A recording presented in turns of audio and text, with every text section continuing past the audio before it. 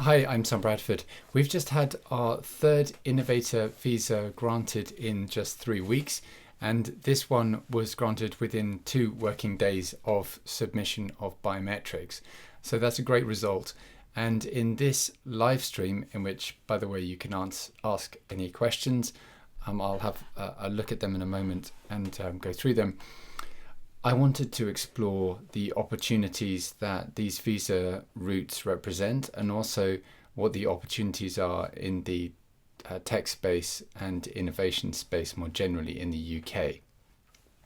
Now, one of the main things I want to focus on in this video is the e-learning business opportunities and how you can leverage your skills and expertise to create a business in the UK that's scalable. Now, there's overlap here between what you want to achieve in terms of your business and the visa requirements. Most of my clients are working in an area where they've had success, or they have some kind of passion or involvement or interest, and they're able to add great value. So an e-learning business is a really good way to use your consultancy business skills, but in a scalable way. Now, the Startup and Innovator Visa criteria require that you do something which is innovative, viable, and scalable. Now, what does scalable mean? It basically means that you're not selling your time for money. So a consultancy business would be an example of this. Some people have great consultancy businesses earning fantastic sums of money, but they are ultimately selling their time for money, and they don't have a scalable business. An e-learning business is different because with e-learning, with videos, for example, or written material, which is behind some kind of paywall, you can produce content like video content, like written content, and convey your skills, but then that material will be working for you day and night, whether you're asleep, on holiday, whatever you're doing, your content will be out there accessible, and you'll be potentially making sales, but in a passive way. Now, that's not to say that you haven't put in an enormous amount of work into the process, but you will be producing something, a digital asset that will continue to work for you. So if you have a consultancy skill set, perhaps you have a consultancy business, maybe you're an accountant, or maybe you're in the arts. I'm just thinking of some of my clients. I have clients who are an accountants, or they're from the financial sector, but also clients who are in fashion, for example. Now, all of these are skill sets and knowledge bases which are potentially translatable into an e-learning business. Have a look and consider for a moment the main e-learning platforms. I'm thinking of Udemy, for example, which is a phenomenally successful business. Of course, it has content from thousands of different creators, but the business model is a scalable one. Now, I'm not suggesting that you're able to necessarily establish a business like Udemy, which is multi-million or possibly approaching $billion company. But there are plenty of scalable businesses on a smaller model which are very successful, produce 6, 7, 8 figure incomes and revenues, but which are based around an individual's or a set of individuals' skills in a specific area. So the main takeaway, I think, is if you have ultimately like a consultancy skill set, like me, for example, I'm a lawyer. Ultimately, in terms of my what I do during the day and my work, that's structured around hours and chargeable events, that sort of thing, rather than being necessarily digitally based. So ultimately, I'm working on the cases, and what someone is purchasing and using my services is a specific experience, which of course I hope is a great one. But if your business is a digital one, you've digitalized it, then it really at that moment becomes potentially scalable. Obviously, you still need a route to market, how you're going to access your prospective customers and prospective clients. But the principle is that because they're digital assets and they can potentially work for you day and night, they're scalable. You as a consultant can only be in one place at any one time. But if you have digital assets working for you, you can be in many places, presenting virtually, as it were, in many places, all at the same time. So that's the difference between a scalable business, a business that's scalable, and one that is not. If you're a consultant with a specific skill set, you can potentially qualify under these visa routes. But there might be a process you might have to go through to get your business idea into a position where it is innovative, viable, and scalable, and therefore endorsable for the purposes of these visa routes. Now, if you'd like to speak with me about your business idea and about how you can qualify under the main business immigration routes in the UK, I'd be delighted to speak with you. I'm really pleased about our success with the innovator visa and the great results we're getting for clients. So that's my key message and presentation over and done with. I'm just going to have a look to see if you've got any questions in the comments. So this is a live stream. Feel free to ask any questions. I'm using the new YouTube interface here, so it's an interesting experience. So thanks very much. Thanks very much for saying hi, Ankur, Olip, and Habib, and Renarum. It doesn't look like you have any questions at the moment. Can I just deal them with some questions that have been put to me recently, and in particular yesterday? And one of them is about the transition from the startup visa into the innovator visa. So if you're on the startup visa, how can you transition into the innovator visa? Bear in mind that the startup visa is for, as one might think, for beginners, and it's the difference between the startup visa and the innovator visa is that for the startup visa, you only need to have an idea that's scalable nationally. I say only, that can be quite a task to show, but it needs to be scalable to national markets. But for the innovator visa, it's got to be scalable to international markets, and you've got to be an experienced entrepreneur. So where I would almost always draw the line is if you're a student and you're on a tier 4 visa and you don't have experience in business and you haven't worked, then you wouldn't usually be able to qualify, be able to properly characterize yourself as an experienced entrepreneur. However, there are exceptions.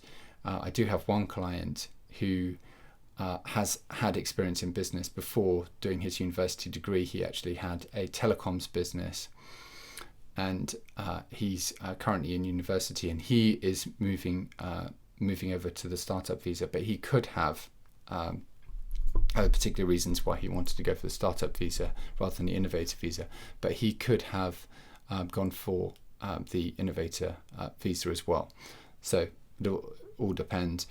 So for the innovator visa, though, you need to show that it's scalable to international markets and you're an experienced entrepreneur. And you would normally expect to get that experience during the startup visa term. So bear in mind the startup visa isn't extendable.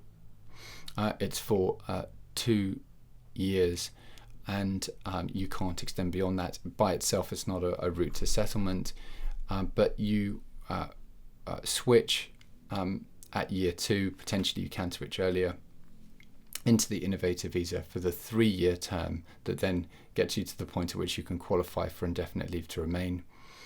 And the 2 success criteria that most of my clients are going for is that they will invest 50,000 in their business, and that they'll register to protect their intellectual property. So in most instances that would be registering a design in an app, for example, or in a software interface, although again it depends on the business and on the facts.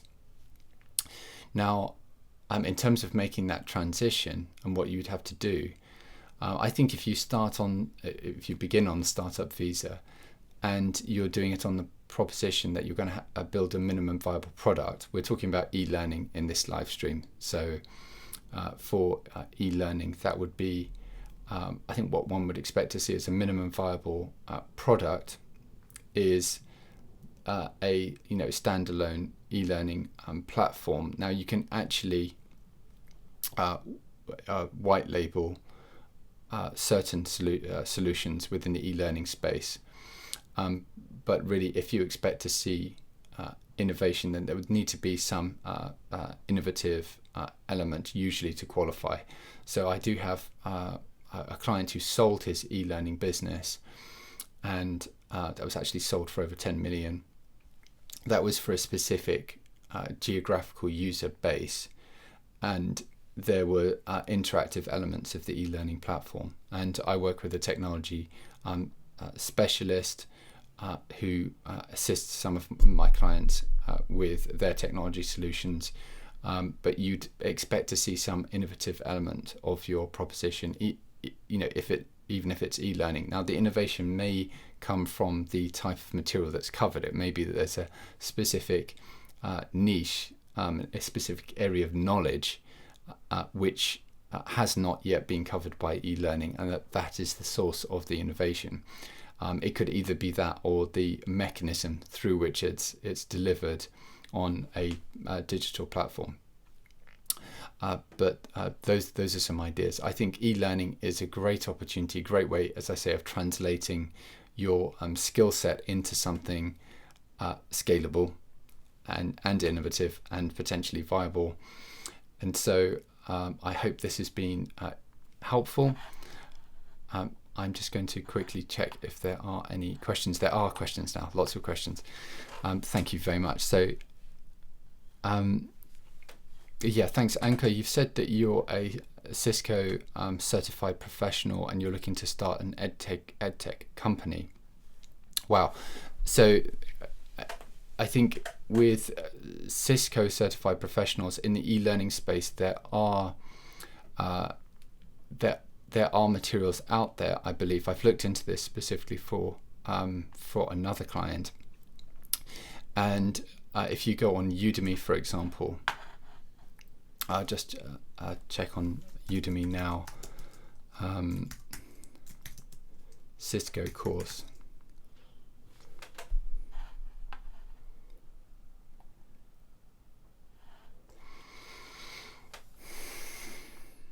Yeah, so there's a Cisco, just from a cursory look on Udemy, there's a Cisco bootcamp, comprehensive ICND2 course with tutorials, flashcards, etc. However, it doesn't look like there's a huge amount, and this is within the labels of IT and software development, network security, and IC certification.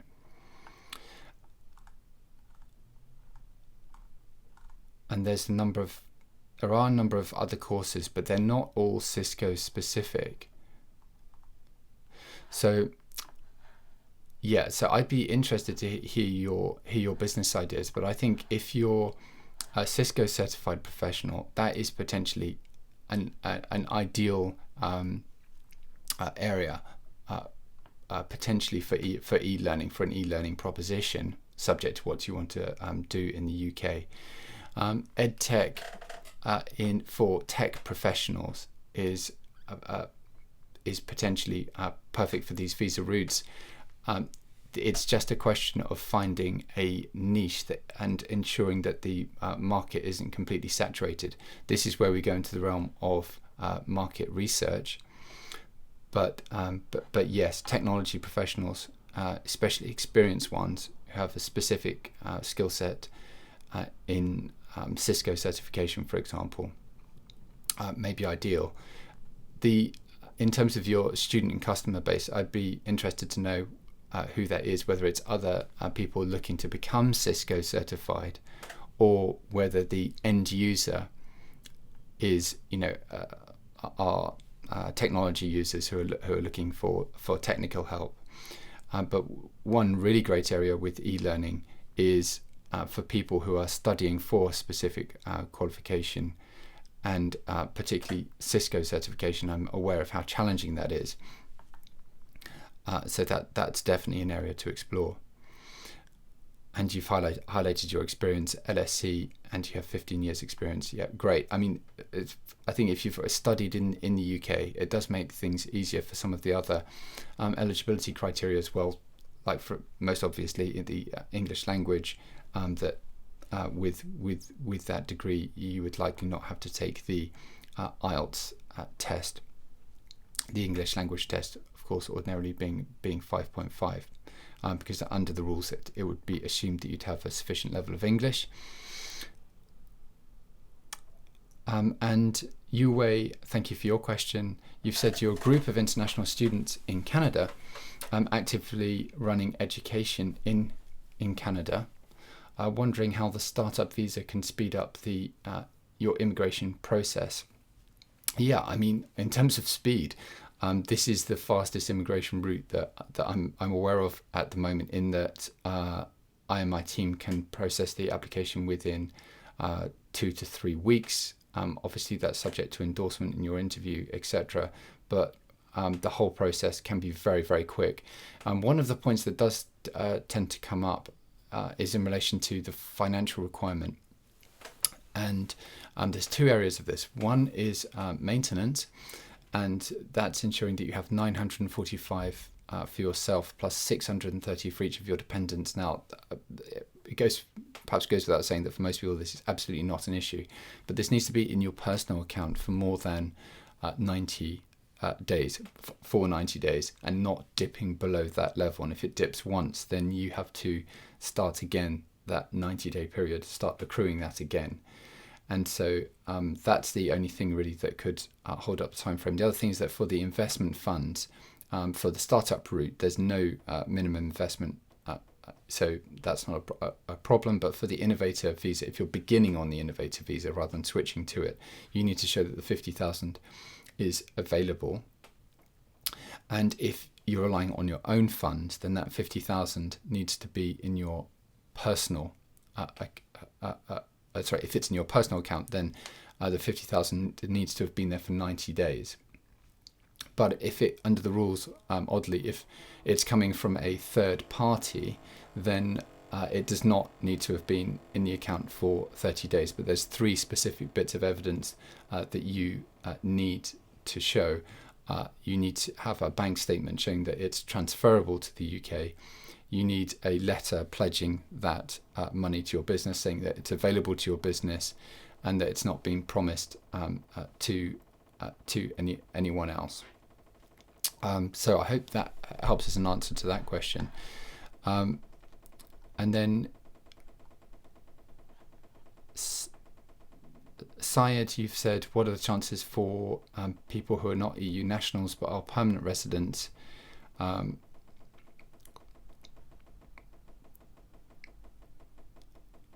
trying to move to the UK for employment?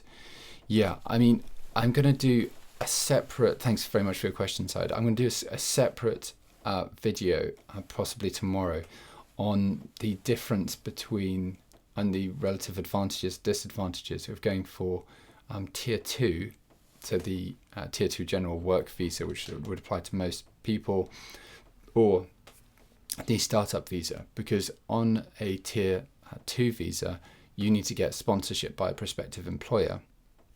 which may be fine, but a lot of my clients are entrepreneurs and don't necessarily want an employment relationship on a full, especially not on a full-time basis. So that's where the startup visa can be great, because bear in mind you can actually work part-time on that. So you can, for the minority of your time, you can be doing other work. So if you're working 7 days a week, as many entrepreneurs are, and you can do 4 days on your startup working on your business, and then 3 days working part-time, which can be a great solution for many, especially if you do want to maintain, say a separate consultancy business, or if you just want to get other work in the UK, because you're not restricted in respect of that work. So I would say, Syed, that you can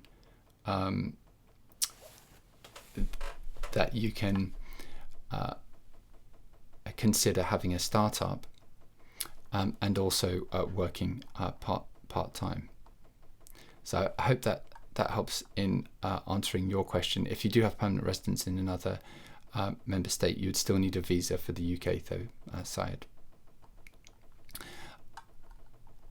And Yue, let me make sure I've answered your question. Yeah, you've said that you're running education in Canada. I take that to mean that you're in education at the moment, and how the startup visa can speed up your immigration process. I've spoken about the processing time. You've said you have a strong marketing team and tech support for a new e-learning platform, and have already got a basic prototype that grows on your existing business. Great, that sounds really promising. And you've highlighted the investment funds issue. Yeah, that's not optional; it's mandatory, and so you'll need to have those funds in the account for 90 days. That's both the investment fund, if you're applying for the innovator visa, and the maintenance fund. Since the maintenance funds are very low, so 945 for the main applicant and 630 for dependents, I don't come across anyone who has any issue with those funds, but the investment funds do need to be tackled carefully. Prabin, let me make sure that I've got your question.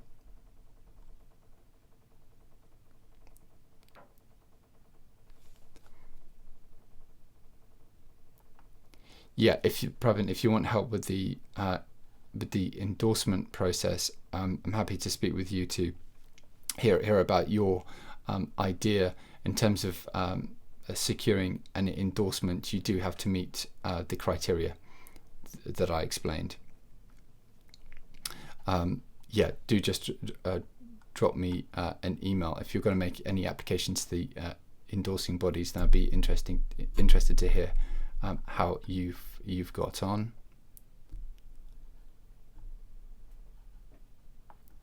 Syed, feel free to get in touch with me. You want to know more detail about the startup visa, I'm happy to send through my material and a short guide about that. So look, thanks guys for your questions. I hope this was helpful, and I very much look forward to hearing from you. If you want to get in touch, if you're applying under any of these visa routes, or if you have any questions, you can drop me a message below on WhatsApp, or for legal advice and assistance, you can email me on the details below. Thanks very much, and bye for now.